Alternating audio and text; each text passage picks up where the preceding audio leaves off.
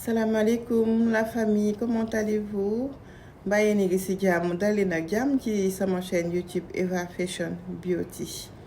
Alors tey nag wolof laay wax parce que tout le temps dañ ma koy laaj ne ma lu tax doo wax wolof ci say vidéo li ngay wax am na solo trop mais dégguñu ko comprendre ñu ko ndax ñun France dégguñu français wolof rek lañ dégg. Alors moo tax tey ma décidé wax en wolof bon dinaa ko jéem nag parce que dama tàmm di wax français mais dinaa ko jéem ah.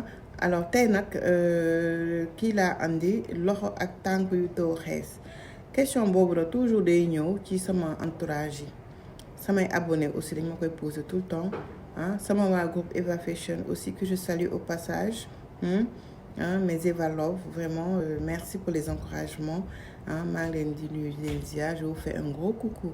Alors toujours la question me revient donc tey dama décidé def vidéo pour wax ci loolu.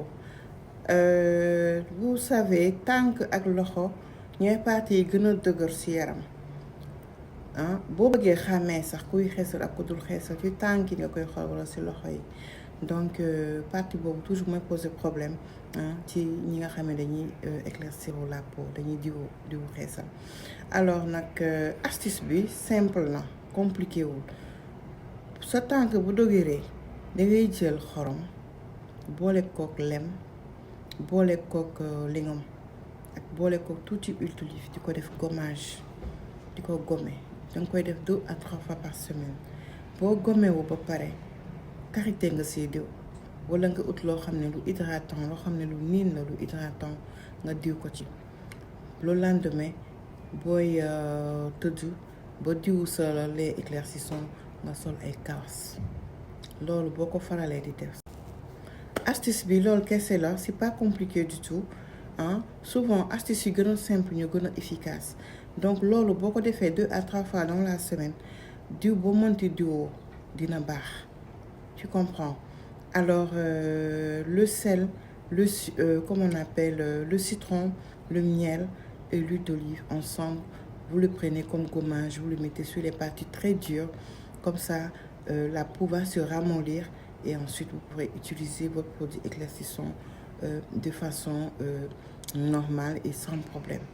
Voilà parce que dara gënul ñaaw nga diwoo sa diwu xeesal ba pare am ay parties yu ñuul ay parties yoo xam ne bokkul ak yeneen couleur yaram bi nga xam ne dangay am 2 tons loolu dara gënu ko ñaaw donc c'est à éviter.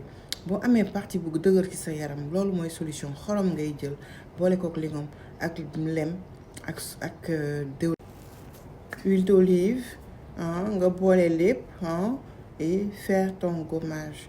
voilà parties yi nga xam ne duñu gaaw a xees dañoo dëgër te dëgëraay bi il faut nga koy gommer pour mu xaw a oyof tuuti mu xam a ramolliru bu ramolliruwee si la diw bi di gën a jàpp kon loolu moo doon secret bi. guddi boo diwoo songo ba diwu sa diwu xees ba da ngay sol ay kawas loolu boo ko defee pendant 3 à 4 semaines di nga commencer gis résultat sa tànk commencer di xees en peau bu normal.